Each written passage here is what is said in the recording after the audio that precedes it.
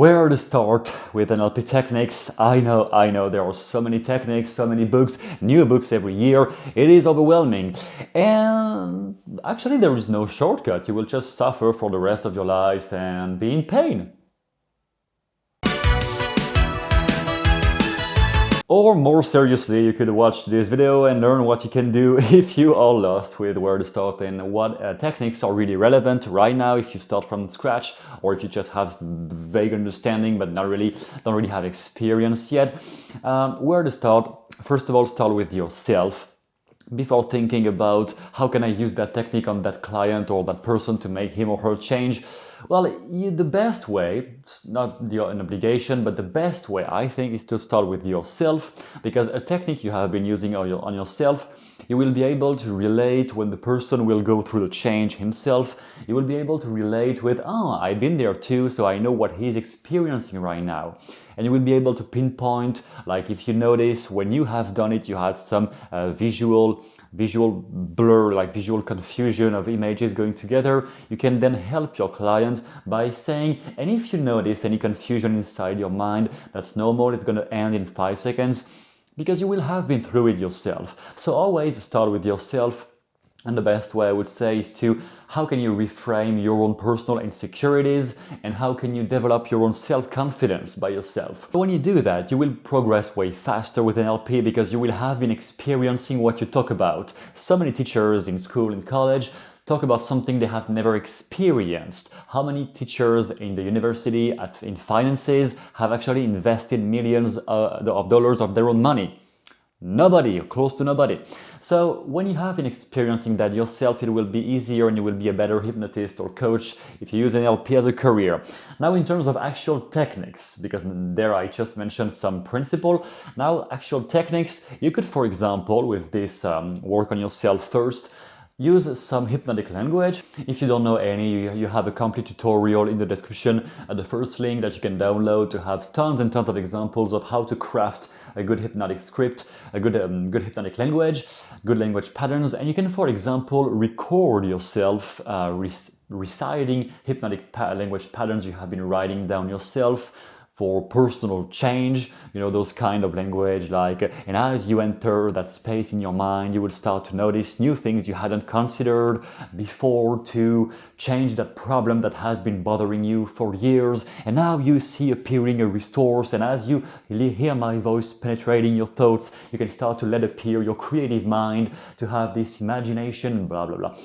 You get the point. Just improvise or like write down hypnotic language and then record yourself while reciting that language and listen to it and notice, does that produce anything on yourself?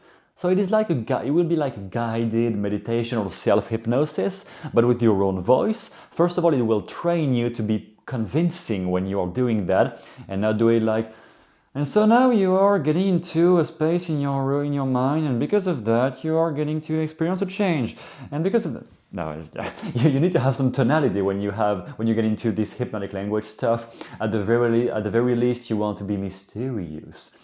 Or I like to be mysterious. Maybe not everybody needs to do that, but I just like to do it. And just lost what I wanted to say then.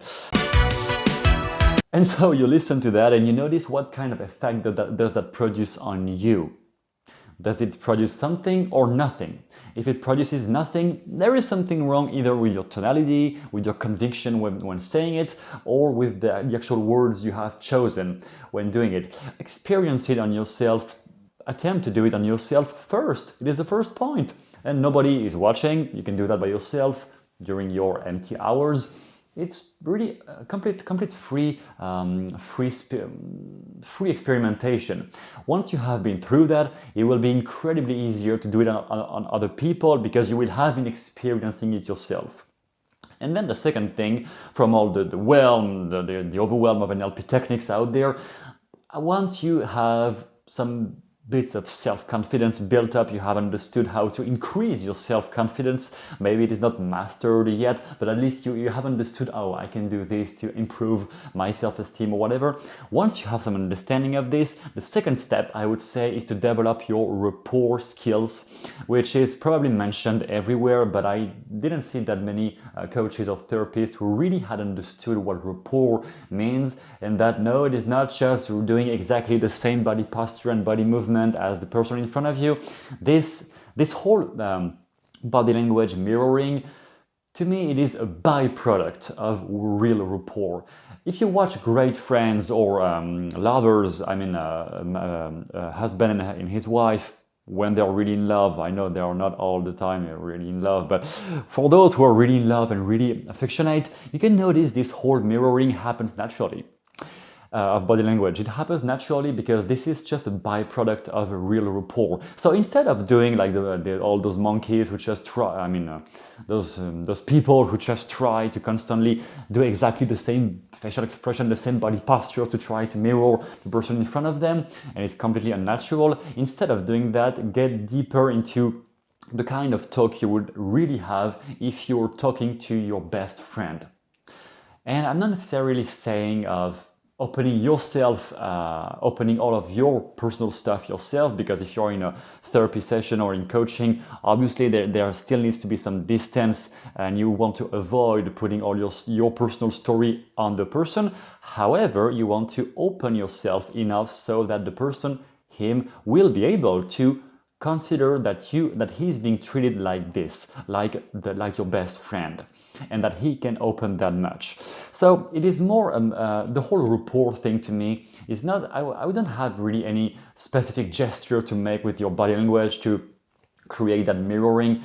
I wouldn't say it is really necessary. Does it help? Yeah, it can help, but it's not the end, the main point. The main point is more to talk with somebody with a mind, with an explorative mind, with a mindset of exploration, of what can I learn about that person? What else do I don't know about that person? What can that person teach me today?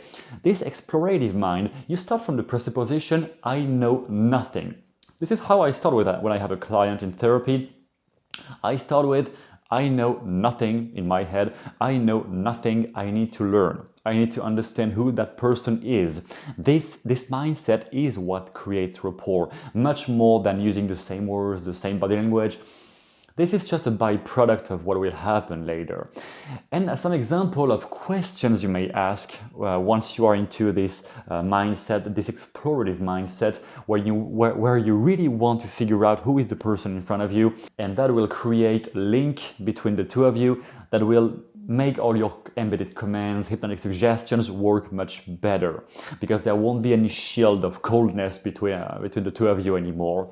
Some examples of questions you may ask in that context are things like, if you could change one thing in your past, what would that be? Just for the sake of my understanding, if you could change one thing in your past, what would that one thing be?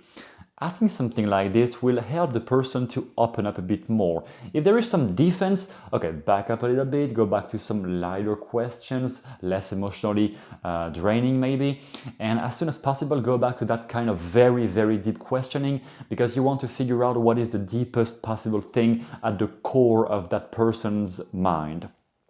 Another question is, what does that mean to you? Like somebody, like your client has just quit his job because he just had a fight with his boss.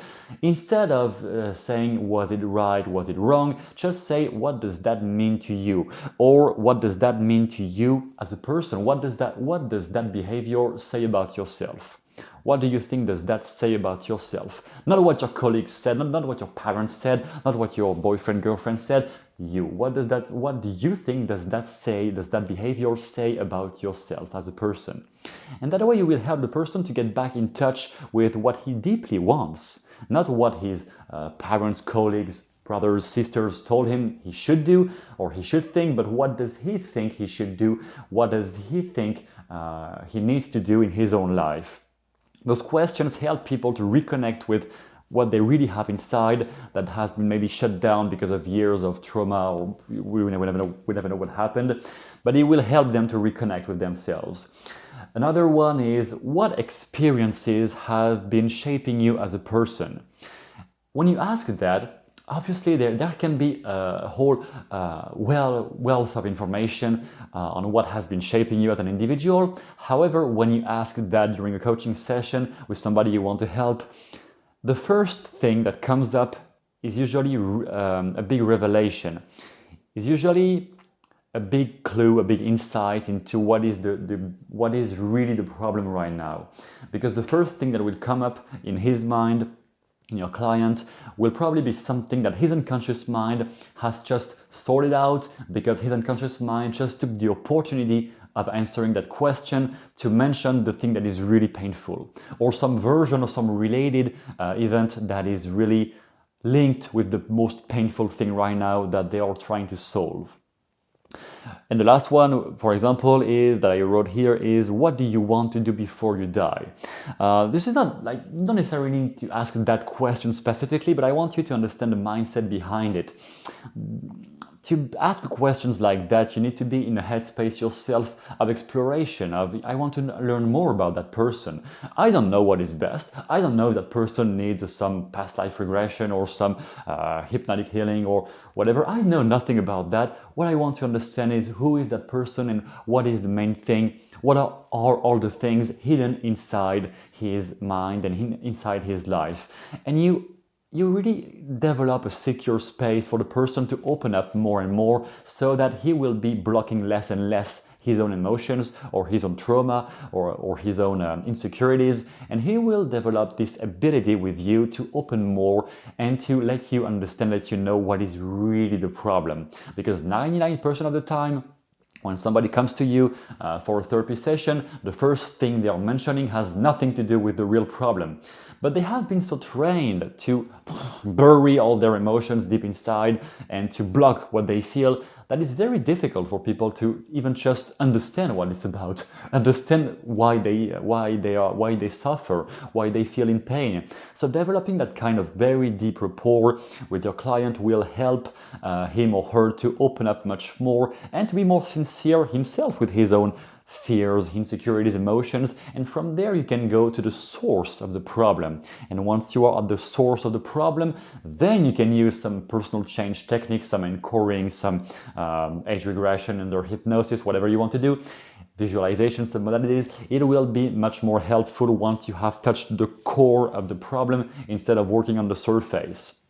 But that should be the topic of another video, because it's going to be too long otherwise. If you want to learn more about this, you have a complete covered hypnosis tutorial in the description where I am mentioning a lot of techniques to help people change through the language patterns you use, and how to develop, how to create personal change in somebody's head whenever you have a client in therapy or in a coaching session and you want to help that person change.